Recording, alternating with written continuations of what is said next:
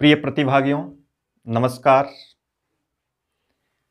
आज हम एक विशेष प्रकरण के बारे में अध्ययन कर रहे हैं।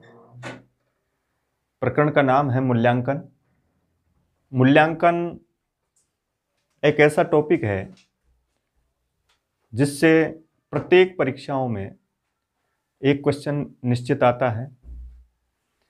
इसको भी दो पार्टों में बांट रखा है, एक सतत एवं व्यापक मूल्यांकन के रूप में, CCE के रूप में, उसको अलग चैप्टर के रूप में परीक्षा के दृष्टिकोण से अलग टॉपिक बना रखा है, और एक मूल्यांकन के रूप में अलग से टॉपिक है।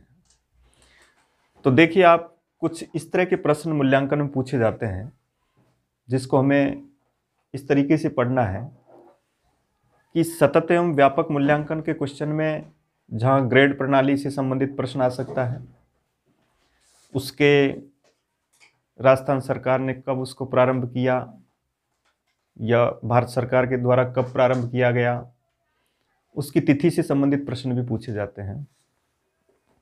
इसलिए सतत एवं व्यापक मूल्यांकन के अंतर्गत उनकी प्रारंभ की अवधि के बारे में हमको याद रखना चाहिए।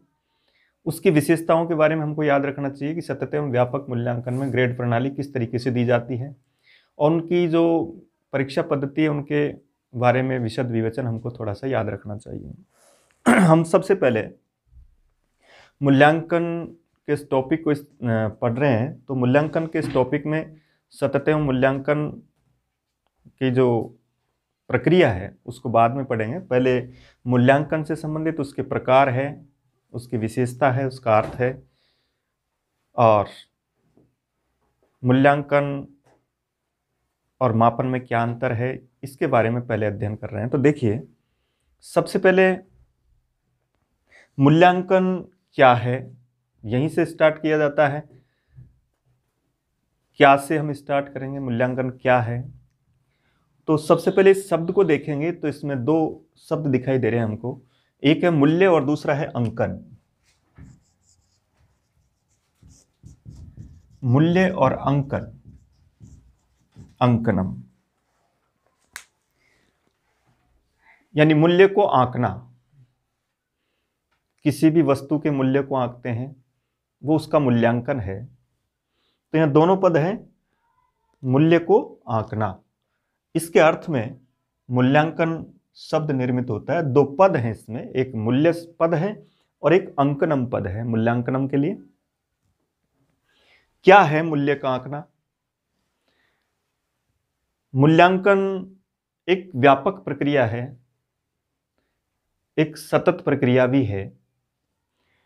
जब मूल्यांकन का व्यापक रूप लिया जाता है तो मूल्यांकन विविध क्षेत्रों में शारीरिक, मानसिक, नैतिक बालक के व्यक्तित्व के सभी पक्षों को आधारित करके मूल्यांकन किया जाता है।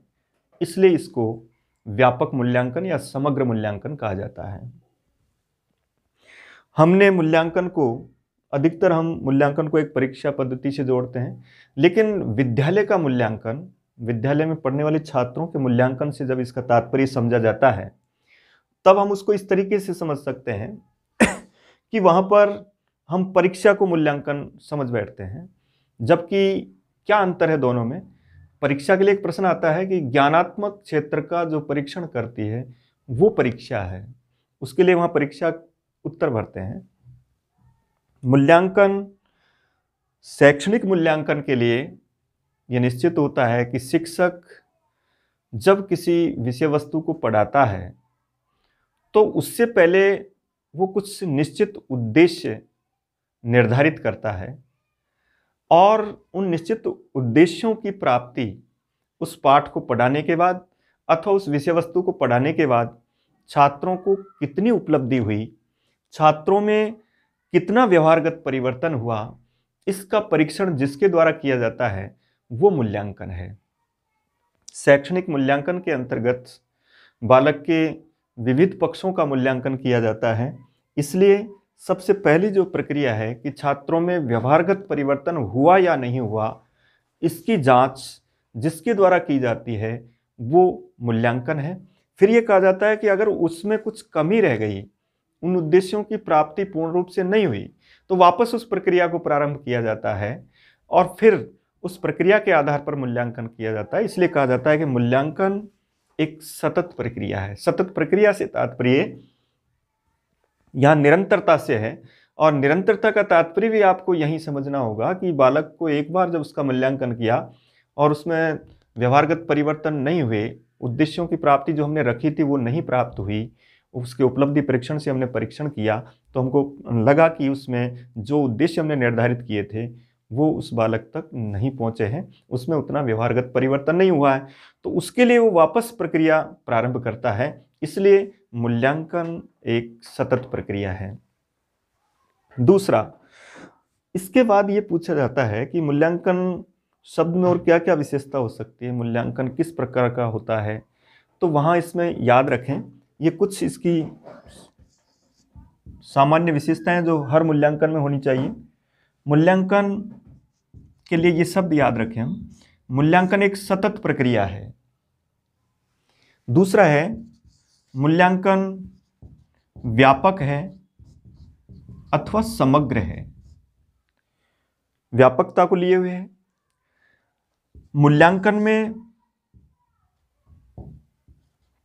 परीक्षण और निरीक्षण, अर्थात यहां इसको मापन को ले सकते हैं, मापन और निरीक्षण दोनों का प्लस मूल्यांकन है।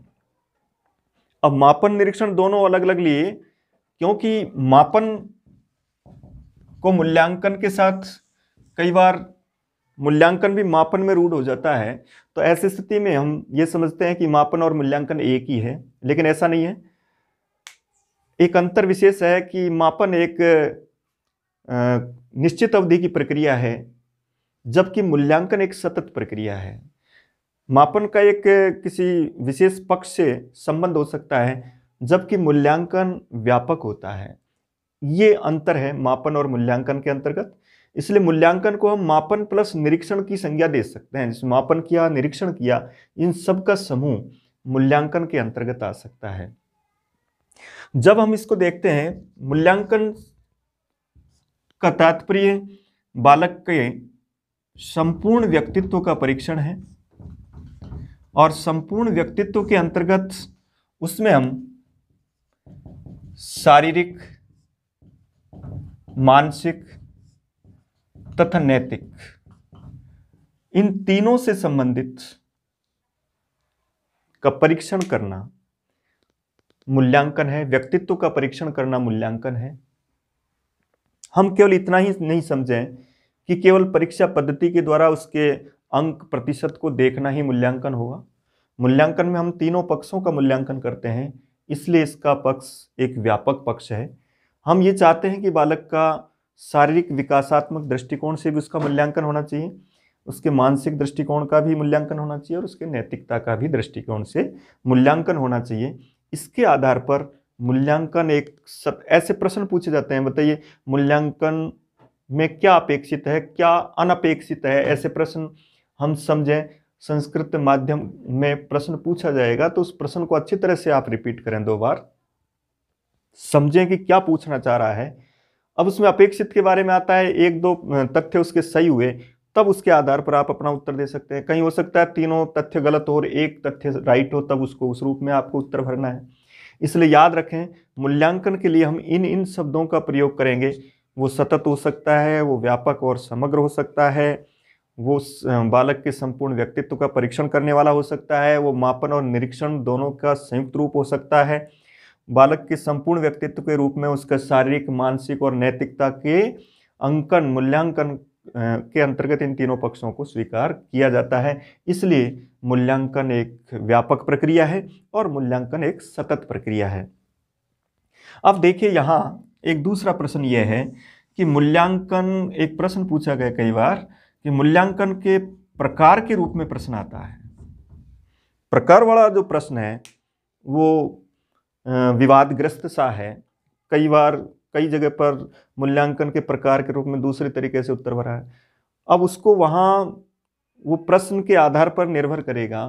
मान लो डायरेक्ट मूल्यांकन कतिविधम इस तरह का प्रश्न आता है, तो यहाँ सबसे पहले तो देखिए, मूल्यांकन को आपको सबसे पहले द्विविधम वाला उत्तर राइट करना है। अब उसमें द्विविधम में देखिए 2-3 प्रक्रिया हैं जिनके आधार पर वो 2 प्रकार का है।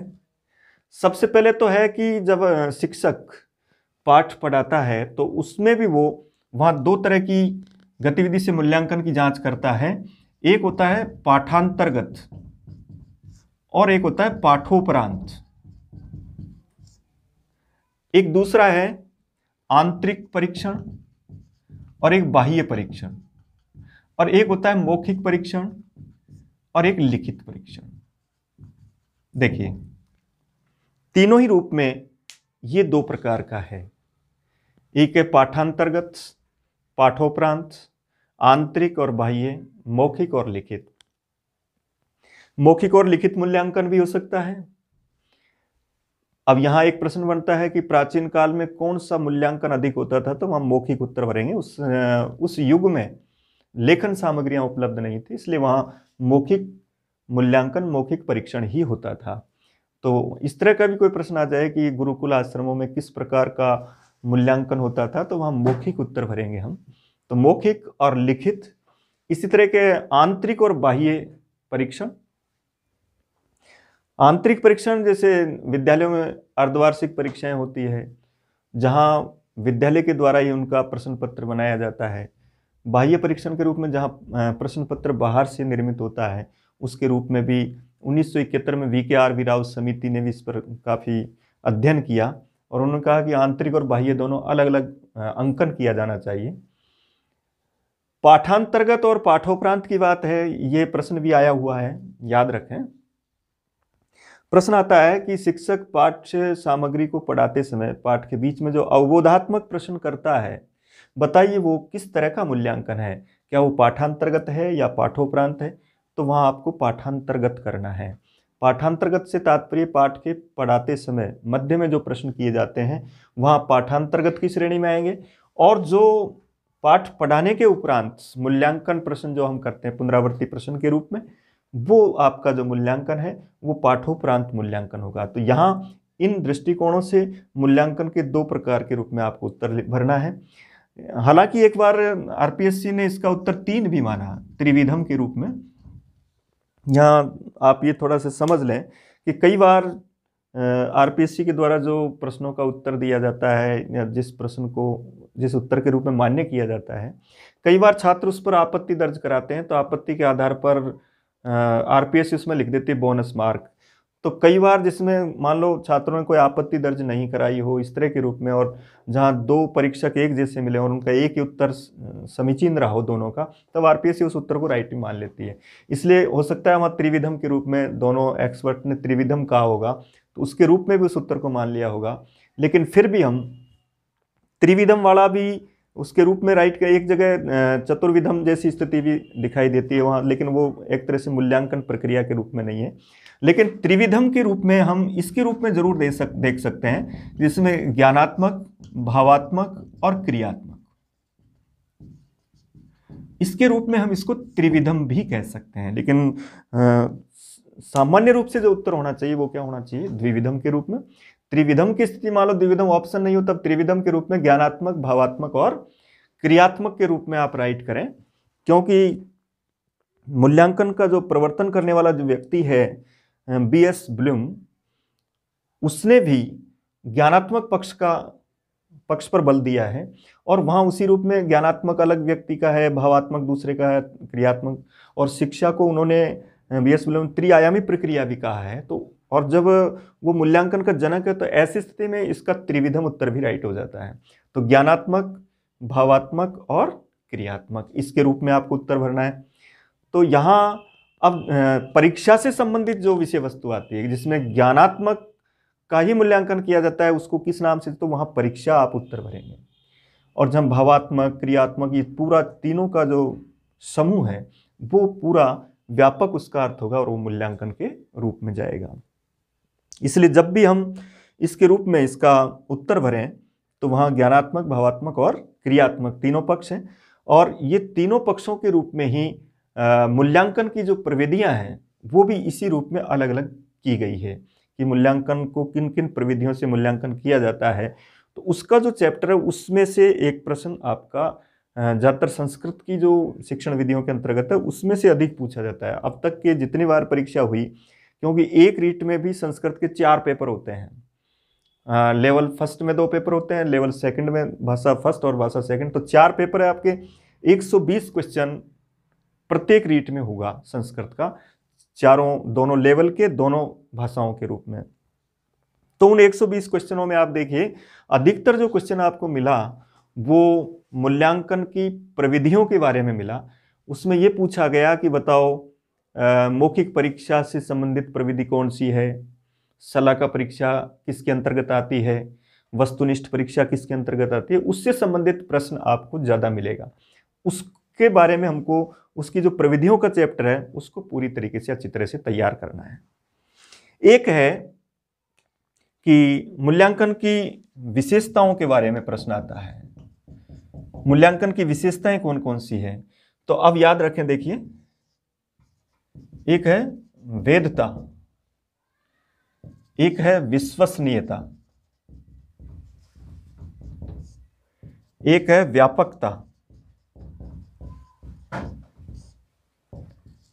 एक है वस्तुनिष्ठता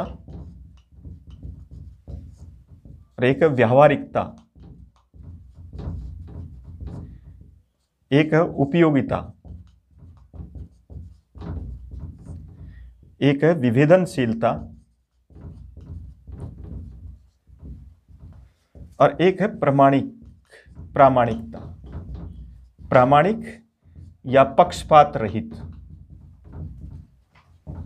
अब इससे संबंधित भी प्रश्न आए हुए हैं, याद रखें आप इसको किस तरीके से पढ़ना है। देखिए चैप्टर बहुत महत्वपूर्ण है, इस तरीके से हमको पढ़ना है, कोई भी प्रश्न इसके रूप में आ सकते हैं। ज़्यादातर इस विषय वस्तु को भी आपको अच्छी तरह याद रखना है, भेद के रूप में याद रखना है, इसकी विशेषताओं के आधार पर ये। और आपका मूल्यांकन कैसा होना चाहिए, तो मूल्यांकन वह होना चाहिए जो वैध हो, जिसमें वैधता हो। वैधता से क्या तात्पर्य है कि मूल्यांकन शुद्ध और योग्यता पर आधारित होना चाहिए, कि उसके लिए जो आपने योग्यता रख रखी है उसके आधार पर वो मूल्यांकन हो, वो शुद्ध प्रकृति का हो, उसको हम वैधता के रूप में लेते हैं। तो सबसे पहला गुण वैधता वाला, यानी मूल्यांकन वैध होना चाहिए, योग्यता के ऊपर निर्भर होना चाहिए, शुद्ध मूल्यांकन किया जाना चाहिए। दूसरा है विश्वसनीयता। अब विश्वसनीयता के रूप में याद रखें, विश्वसनीयता मूल्यांकन का एक गुण होना चाहिए, एक विशेषता होनी चाहिए। क्या है विश्वसनीयता? विश्वसनीयता से तात्पर्य है कि आपके उस प्रश्न को दूसरा परीक्षक भी जांचे तो भी आपके उतने ही नंबर आने चाहिए, उसका उत्तर वही होना चाहिए। उसको हम विश्वसनीयता के रूप में, कि जब परीक्षक बदल दिया जाए और फिर भी मूल्यांकन में कोई परिवर्तन नहीं हो, वो कौन सा गुण होगा? वो विश्वसनीयता होगा। वो उस मूल्यांकन की विश्वसनीयता है कि उसका एक निश्चित उत्तर है। एक आता है इसमें व्यापकता। व्यापकता से संबंध यह है कि मूल्यांकन ऐसा हो जो बालक के समस्त पक्षों का मूल्य आंकता हो, परीक्षण करता हो, इसलिए एक विशेषता ये भी। अब उसमें यही प्रश्न आएगा कि मूल्यांकन की विशेषता निम्नलिखित में से कौन सी नहीं है या कौन सी है। किसी का विलोम शब्द लिख देगा, किसी में जैसे आपका निबंधात्मक नाम आ जाएगा यहाँ, तो वहाँ आपको इन सभी विशेषताओं को अच्छी तरह से इस तरह से याद रखना है कि जहाँ पर वैधता भी मूल्यांकन की विशेषता है, विश्वसनीयता भी मूल्यांकन की विशेषता है और व्यापकता आपने इसी में पढ़ी है। इसके बाद है वस्तुनिष्ठता। वस्तुनिष्ठता से तात्पर्य है कि उस प्रश्न का उत्तर एक ही होना चाहिए।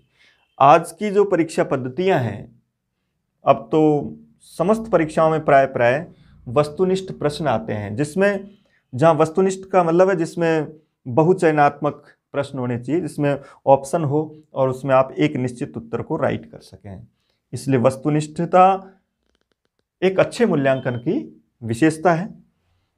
इसके बाद अब वस्तुनिष्ठता के रूप में यही याद रखें कि जैसे अब निबंधात्मक आ गया, तो निबंधात्मक एक अच्छे मूल्यांकन की विशेषता नहीं है, क्योंकि निबंधात्मक विश्वसनीय भी नहीं हो सकता। निबंधात्मक वैधता के गुणों को तो रखता है, लेकिन उसकी कोई सीमा नहीं हो सकती। उसमें आपका निबंधात्मक प्रश्न में एक शिक्षक उसमें 5 नंबर दे सकता है, एक 6 दे सकता है, तो वहाँ वो एक तरह से वस्तुनिष्ठता वाला ऑप्शन नहीं होगा उसमें। तो निबंधात्मक से ज्यादा बेहतरीन कौन सी होती है मूल्यांकन? वस्तुनिष्ठता। लेकिन कई बार इस प्रश्न को विपरीत प्रश्न में निबंधात्मक भी भरना होगा। जैसे किसी विषय के गहन अध्ययन के लिए, किसी विषय के वाद विवाद के लिए, किसी विषय पर चर्चा करने के लिए कौन सा परीक्षण ज्यादा महत्वपूर्ण है, तब वहां हमको निबंधात्मक रूप में ही उत्तर भरना है कि किसके आधार पर हमारी लेखन क्षमता बढ़ती है, लेखन में दक्षता किससे हासिल होती है, तब हमको निबंधात्मक। क्योंकि वस्तुनिष्ठता से लेखन में दक्षता नहीं मिलती है। वस्तुनिष्ठता एक निश्चित उत्तर देता है, जबकि निबंधात्मक से आपकी भाषा शैली, भाषा प्रांजलता, ये सारे गुण, लेखन शैली, ये उसमें बढ़ती है। तो ऐसी जगह पर, ऐसे प्रश्नों में हमको निबंधात्मक का उत्तर भरना है। कहीं ऐसा नहीं हो कि हम निबंधात्मक को हर जगह ही नेग्लेक्ट करें, ऐसा नहीं करना है। उसको, ऐसे प्रश्नों के उत्तर में आपको निबंधात्मक भी अपना उत्तर भरना है। जैसे ये भी पूछा जा सकता है कि कहाँ पर कौन सी परिस्थिति में वस्तुनिष्ठ परीक्षा संभव है, कौन सी परिस्थिति में निबंधात्मक परीक्षा संभव हो सकती है। तो यहाँ चौथे बिंदु तक हम पहुँच गए। कोई भी मूल्यांकन शुद्ध योग्यता पर आधारित होना चाहिए, यानी वैध होना चाहिए, वैधता होनी चाहिए। दूसरे में उसमें विश्वसनीयता होनी चाहिए, उसमें उसके उत्तर में इतनी विश्वसनीयता हो कि हर व्यक्ति, हर शिक्षक जब उसको जांच करे तो वही उत्तर मिले। इसी तरह व्यापकता होनी चाहिए और वस्तुनिष्ठता यहाँ तक। इसके बाद आता है व्यवहारिक भी होना चाहिए मूल्यांकन। एक दंडात्मक प्रक्रिया के रूप में मूल्यांकन नहीं होना चाहिए। मूल्यांकन में एक सद्व्यवहार के रूप में मूल्यांकन की प्रक्रिया अपनाई जानी चाहिए। उपयोगितावाद के सिद्धांत पर लागू होना चाहिए मूल्य, आपके लिए उपयोगी होना चाहिए मूल्यांकन। ऐसा नहीं कि आप किसी विशेष स्तर के लिए दूसरे स्तर का आप मूल्यांकन कर रहे हैं, तो वो भी गलत है। उसके लिए वो मूल्यांकन छात्रों के लिए उपयोगी भी होना चाहिए। एक आता है विभेदनशीलता, समझे अच्छी तरह से। विभेदनशीलता भी मूल्यांकन का एक गुण है। विभेदनशीलता से तात्पर्य है कि कक्षा में 3 प्रकार के विद्यार्थी हमको प्राय मिलते हैं। कुशाग्र भी होते हैं, सामान्य भी होते हैं और मंदबुद्धि भी होते हैं। तीनों के लिए अलग अलग तरह की प्रश्न सूचिकाएं बनाई जानी चाहिए। उनके लिए मूल्यांकन प्रकृति भी अलग तरह की होनी चाहिए। अलग तरह का प्रश्न पत्र निर्माण होना चाहिए। कुशाग्र बुद्धि का उसकी जो प्रोग्रेस है वो रुक नहीं जाए, वो प्रगति कर सके, इस तरह का मूल्यांकन उसके लिए किया जाए। सामान्य श्रेणी के विद्यार्थी को भी प्रोग्रेस मिले और मंदबुद्धि अधोगति की तरफ नहीं चला जाए, उसके लिए भी वो एक उचित मूल्यांकन होना चाहिए। तो उसमें हमको कौन सा विभेदन, जैसे प्रश्न आता है कि कुशाग्र और सामान्य और मंदबुद्धि, ऐसे बालकों के लिए मूल्यांकन की कौन सी विशेषता ज़्यादा महत्वपूर्ण है, तब वहाँ हमको विभेदनशीलता उत्तर भरना होगा।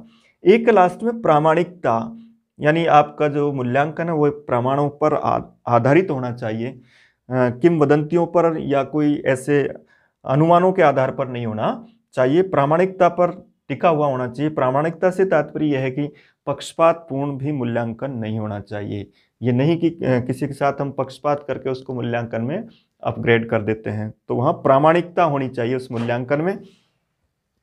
इन विशेषताओं के आधार पर हम कह सकते हैं कि ये मूल्यांकन एक अच्छा मूल्यांकन है।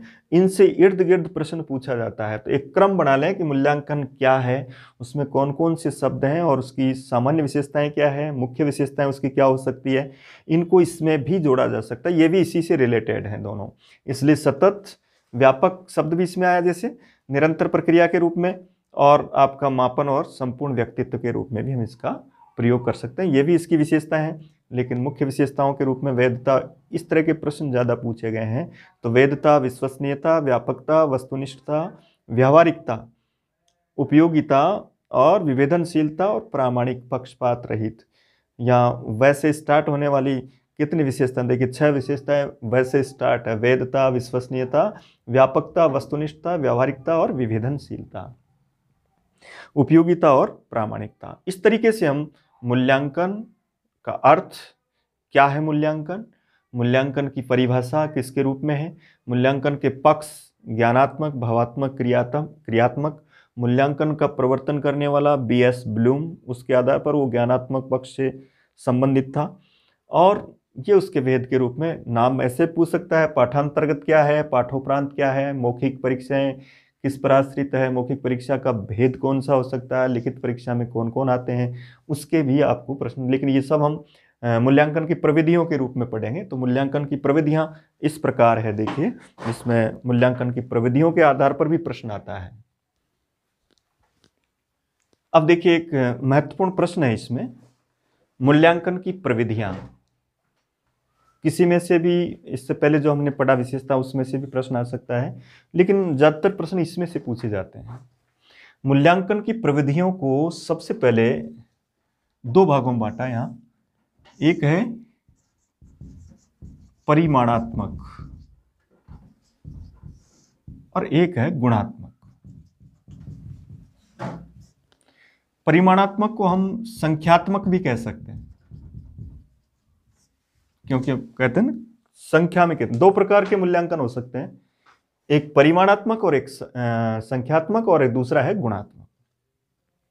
इसको इस तरह भी समझ सकते हैं, एक कक्षा में 100 में से 90 व्यक्ति उत्तीर्ण हो गए, बताओ वो किस तरह का मूल्यांकन, तो उसको हम संख्यात्मक या परिमाणात्मक कहेंगे।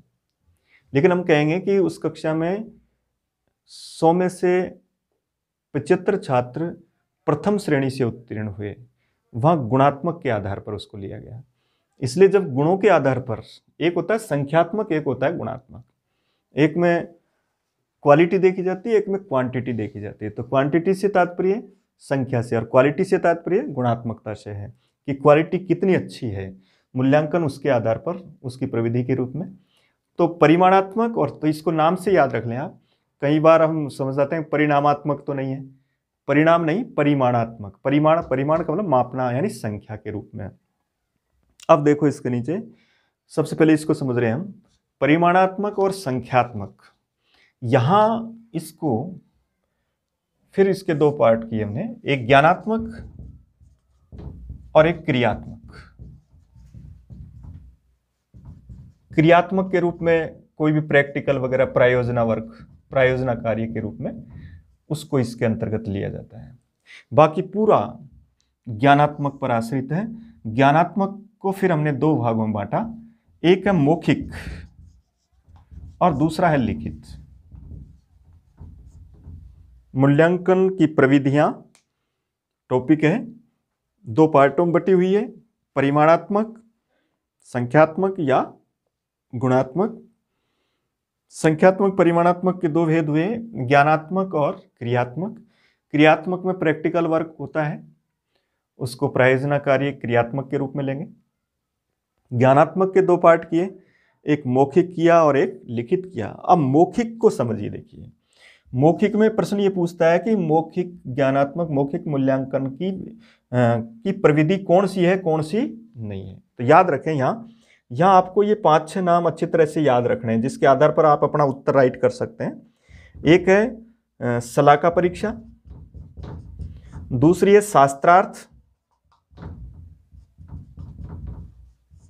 तीसरी है संविदा, जहां पर संवाद के साथ साक्षात्कार, एक है भाषण, एक है वाचन और एक है प्रश्नावली। ये 6 नाम आप मौखिक परीक्षण के रूप में याद रखने हैं आपको। प्रश्न इस तरह का ही आएगा, मौखिक मूल्यांकन की प्रविधि कौन सी नहीं है या कौन सी है। याद रखें, ये 6 नाम विशेष रूप से याद रखें संस्कृत मौखिक परीक्षण के रूप में। इनमें भी ये जो 2 है, ये प्राचीन काल से संबंधित थी, उस टाइम पर इनका ही प्रयोग किया जाता था। तो प्राचीन काल में जो पुरातन पद्धतियों के आधार पर मौखिक परीक्षा जब की जाती थी, तो उसमें एक शलाका, एक काष्ठ का टुकड़ा होता है, एक सुई होती है, सुई टाइप सूचिका। तो उस काष्ठ के टुकड़े या उस सूचिका को ग्रंथ के मध्य में किसी भी पेज पर रख दिया जाता था और उसके आधार पर उस पेज से प्रश्न पूछे जाते थे। उसका नाम है शलाका परीक्षा। तो शलाका परीक्षा किससे संबंधित है, प्रश्न आएगा तो आपको लिखित नहीं भरना है, उसमें आपको मौखिक भरना है, ऐसा प्रश्न आएगा। हो सकता है इस तरह का प्रश्न इसमें से बार बार पूछा जाता है। तो मौखिक के ये 5-6 नाम याद रखेंगे आप। दूसरा, तो शलाका का मतलब समझ गए, एक सूची का होता है, काष्ठ का टुकड़ा होता है, एक फिट जैसा टुकड़ा होता है, मान लो सुई जैसा नोक वाला, उसको किसी भी ग्रंथ के मध्य में रख दिया जाता था और उसी पेज से प्रश्न पूछे जाते थे। लेकिन अब वो श्योर नहीं होता था कौन से पेज में रख दिया जाएगा, इसलिए उस पुस्तक का गहन अध्ययन आवश्यक होता था शलाका परीक्षा में। और ये एक प्रकार की मौखिक परीक्षा होती है। एक होता था शास्त्रार्थ। गुरुकुलों में किसी विषय पर तर्क करवाया जाता था, उसके पक्ष और विपक्ष के रूप में। तो वहाँ शास्त्रार्थ करवाया जाता था कि इस विषय पर आपको शास्त्रार्थ करना है। जैसे आपको कहीं कोई टॉपिक है, जैसे कहीं गुण संज्ञा के ऊपर आपको तर्क करना है, शास्त्रार्थ करना है कि बताइए इसमें कहाँ फॉल्ट है, कहाँ इसकी प्रक्रिया पूर्ण रूप से इस पर निर्भर है। तो उस किसी विषय पर शास्त्रार्थ करवाया जाता था, किस विषय पर अपना विवेचन दीजिए। तो शास्त्रार्थ भी क्या हो, शास्त्रार्थ करना क्या है, मौखिक, लिखित नहीं है। तीसरा है संवाद या साक्षात्कार। इसमें क्या होता था, इसमें किसी विषय पर आपसे वार्तालाप, साक्षात्कार करवाया जाता था। जैसे आजकल आरपीएससी के द्वारा जो इंटरव्यू लिए जाते हैं वो प्रक्रिया थी साक्षात्कार रूप में, किसी विषय के रूप में पूछना। एक आता था भाषण, किसी विषय पर आपको भाषण करना है, तो भाषण के अंतर्गत भी आप लिख नहीं सकते। भाषण का जो मूल्यांकन होगा, भाषण मूल्यांकन होगा, वो भी आपका मौखिक मूल्यांकन होगा। तो आप याद रखें, देखिए भाषण यानी बोलना, वाचन का मतलब बोलना। वाचन में क्या होता था, अध्यापक एक निश्चित पेज तैयार कर, जैसे पहले होता था अध्यापक एक पेज निर्धारित करता था कि इस पेज का आपको वाचन करना है, उस पेज में कितने शब्द उसने अशुद्ध बोले, उसके आधार पर उसका मूल्यांकन किया जाता था। तो वो वाचन होता था। जैसे प्रश्न आ गया, अध्यापक कस्यचित् पाठस्य पृष्ठम एकम उच्चारणार्थम कथयति मूल्यांकन गतिविधौ तर्हि कीदृशम मूल्यांकनम वर्तते। तो वहां ये चारों के ऑप्शन देगा, तब आपको वाचन वाला उत्तर भरना है उसमें। इसके बाद आता है प्रश्नावली। प्रश्नावली में क्या है, किसी टॉपिक विशेष को लेकर के उसके प्रश्न निर्धारित कर लिए जाते हैं। पहले प्रश्नावली बना ली जाती है और उसके बाद उसके प्रश्न, जैसे आजकल प्रश्नावली सिस्टम जो होता है जिसमें कई ग्रुप बना दिए जाते हैं और प्रश्नोत्तरी सिस्टम लागू किया जाता है, उसमें कई तरह के प्रश्न की एक सारणी बना ली जाती है, सभी वर्गों से प्रश्न किए जाते हैं और उनमें फिर उनका चयन किया जाता है। तो वो होता है प्रश्नावली बैच। तो जैसे नाम से याद रहेगा आपको, शलाका को हम इधर लिख ही नहीं सकते, शलाका सूची का है। शास्त्रार्थ का मतलब वहाँ पर भी लिखित नहीं हो सकता, मौखिक होगा। संवाद बोलना ही है साक्षात्कार के रूप में, तब उसको नहीं ले सकते। या भाषण, वाचन, प्रश्नावली, इनमें से कोई प्रश्न आ सकता है। तो याद रखें, ये मौखिक आपको मूल्यांकन में याद रखने हैं। बहुत महत्वपूर्ण टॉपिक है और एक सरल टॉपिक है, जिसमें जो प्रश्न पूछे जाने वाले हैं वो बिल्कुल साक्षात सामने हैं, उनसे आप अपना उत्तर भरें। इसके बाद आता है लिखित। लिखित में भी देखिए महत्वपूर्ण बातें, दो तरह की परीक्षा होती है, एक वस्तुनिष्ठ कहलाएगी और एक निबंधात्मक कहलाएगी। निबंधात्मक में ही लघुत्तरात्मक भी इसी के अंतर्गत आता है, अति लघुत्तरात्मक भी इसी के अंतर्गत आता है। वस्तुनिष्ठ में दो तरह के प्रश्न आते हैं, एक साधारण प्रश्न के रूप में, एक होता है प्रत्यभिज्ञान और एक होता है प्रत्यास्मरण। याद रखें, रिकॉग्नाइजेशन और रिकॉल, इसके रूप में प्रत्यभिज्ञान और प्रत्यास्मरण। याद रखें, ये नाम भी बड़े महत्वपूर्ण हैं, इनसे संबंधित भी प्रश्न आ सकता है। जैसे प्रश्न आता है प्रत्यास्मरण कीदृशानां या कीदृशस्य परीक्षाया पद्धति वर्तते, तो वहां आपको वस्तुनिष्ठ के रूप में उत्तर भरना। वस्तुनिष्ठ के दो भेद हैं, प्रत्यभिज्ञान है और प्रत्यास्मरण है। तो इसके रूप में याद रखो, प्रत्यभिज्ञान, प्रत्यास्मरण, इसको भी अच्छी तरह याद रखो। प्रत्यास्मरण का मतलब याद करके बताएगा और प्रत्यभिज्ञान का मतलब, अभिज्ञान किसको कहता है, अभिज्ञान शाकुंतलम पढ़ा। अभिज्ञान क्यों नाम पड़ा उसका, पहचाना गया, जहां ऑप्शन कई सामने होंगे और उसमें से आपको पहचानना है। तो याद रखें, ये पहचानने वाले प्रश्न हैं और ये याददाश्त के क्वेश्चन है। याददाश्त के क्वेश्चन दो तरह के होंगे आपके वस्तुनिष्ठ में, एक साधारण होगा और एक होगा रिक्त स्थान। तो याद रखो, साधारण और रिक्त स्थान ये आपको प्रत्यास्मरण में पढ़ने हैं।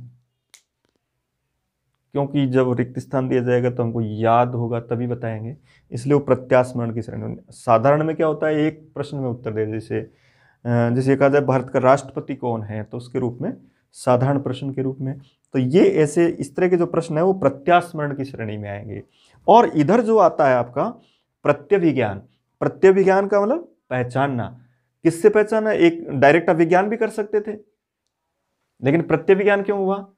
प्रत्यभिज्ञान में उसका कंपटीशन सामने है, 4 में से 1 ढूंढना है या 2 में से 1 ढूंढना है, तो उसको प्रत्यभिज्ञान कहा जाएगा। स्मरण में तो डायरेक्ट याददाश्त, तो प्रत्यास्मरण क्वेश्चन को देख करके याद करना, क्रिया प्रतिक्रिया की तरह। तो यहाँ प्रत्यभिज्ञान में अब क्या करना है हमको, प्रत्यभिज्ञान में किस तरह के प्रश्न आ सकते हैं? प्रत्यभिज्ञान में होता है एक तो अन्यतर प्रत्युत्तर, सबसे पहला ये होता है, पता होगा आपको अन्यतर प्रत्युत्तर क्या है। अन्यतर का तरफ प्रत्यय हमेशा 2 के लिए होता है। 2 में हम तुलना करते हैं तब तरफ प्रत्यय होता है, बहुतों में जब तुलना करते हैं तब तमप होता है, तब अन्यतम होता है। तो ये अन्यतर है। तो अन्यतर से अब समझ गए होंगे आप, अन्यतर का मतलब है जहां 2 ऑप्शन होते हैं, दोनों में से एक राइट करना है। आपने कहा कि ये मैंने एक लाइन लिखी, बताओ सही या गलत, तो 2 ऑप्शन है आपके, आप कोई सा भरें, या सही या नहीं के रूप में। जहां ऑप्शन ही 2 हो, 2 में से एक को राइट करना हो, वो आपका अन्यतर प्रत्युत्तर है। जैसे ये कहा जाए सकारात्मक नकारात्मक उत्तर प्रक्रिया कीदृशः प्रश्नः भवति, तो वहां 2 ही हुआ, सकारात्मक नकारात्मक, वो अन्यतर प्रत्युत्तर कहलाएगा। एक होता है बहुचयनात्मक,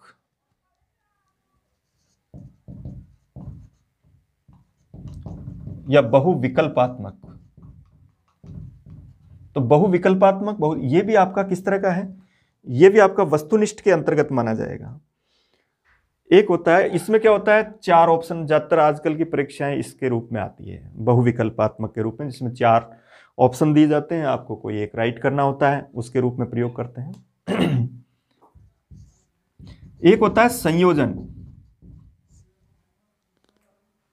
संयोजित कीजिए, मिलान वाले क्वेश्चन जो आते हैं, 4 आपने संधियों का नाम लिख दिए, गुण वृद्धि दीर्घ, इधर 4 ऑप्शन दे दिए, एक ऊपर दूसरे का दे दिया, दूसरे, फिर उसको आपको मिलाना, उसको कहते हैं संयोजन, संयोग करना।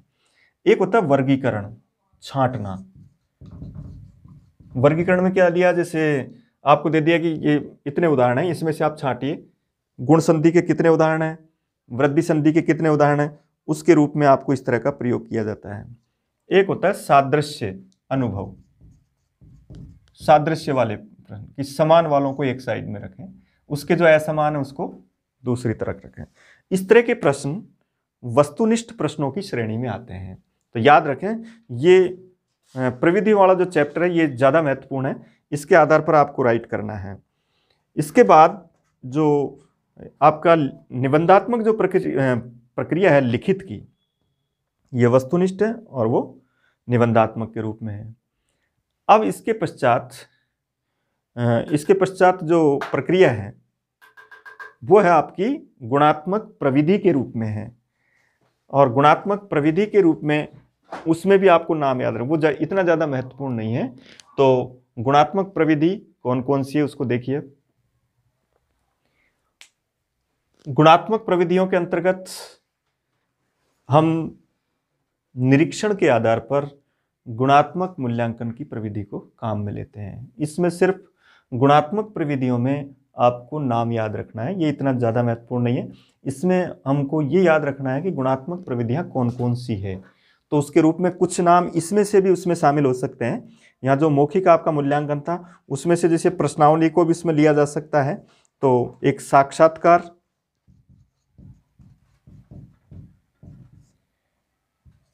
एक प्रश्नावली के रूप में,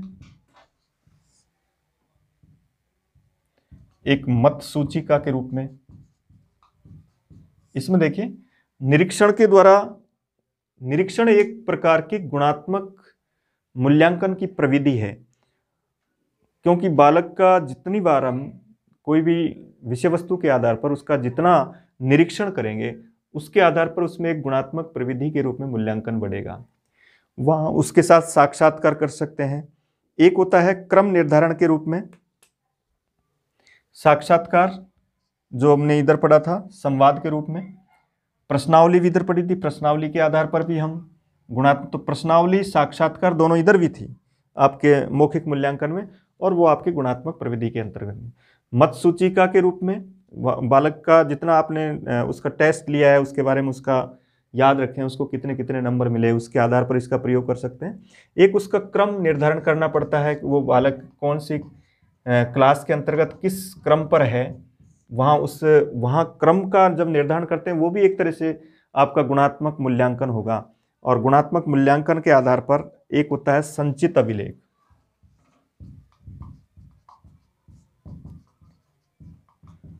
जिसमें बालक का प्रथम टेस्ट, द्वितीय टेस्ट, अर्धवार्षिक परीक्षा सभी का रिकॉर्ड, जिसको हम प्रगति पत्र कहा करते थे, वो प्रगति पत्र एक तरह से उसका संचित अभिलेख है। तो प्रगति पत्र से उसका ये रिपोर्ट मिल रहा है कि उसने कितने कितने अंक प्राप्त किए थे, तो वहाँ हम उसको गुणात्मक प्रविधि के रूप में कर सकते हैं। क्रम का जब निर्धारण करेंगे कि बालक प्रथम आया, द्वितीय आया, तो भी हम किसके अंतर्गत रहते हैं, गुणात्मकता के जो रेटिंग वाला है मत सूचिका में, कितने नंबर उसको मिल रहे हैं, आपने जो पाठ पढ़ा है उसके आधार पर कितने क्वेश्चन किए, कितने कितने नंबर उसने हल किए, उसके आधार पर भी हम गुणात्मक प्रविधि को मूल्यांकन की प्रविधि को आगे बढ़ा सकते हैं। तो ये नाम याद रखें, निरीक्षण, साक्षात्कार, प्रश्नावली, मत सूचिका, क्रम निर्धारण और संचित अभिलेख।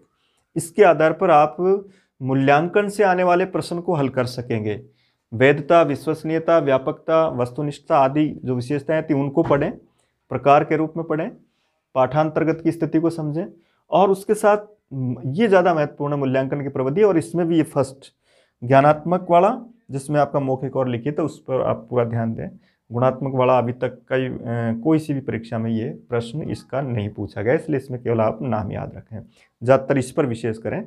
आज मूल्यांकन की इस प्रक्रिया को हमने पढ़ा है, हालांकि इसमें एक दूसरा टॉपिक और जुड़ा है, सतत एवं व्यापक मूल्यांकन या समग्र मूल्यांकन। उसके बारे में, उसके जो ग्रेडिंग प्रणाली है उसको हम अगली क्लास में कल पढ़ेंगे। आज इतना जो पढ़ा है हमने इसको अच्छी तरह से आप दोहरान करें।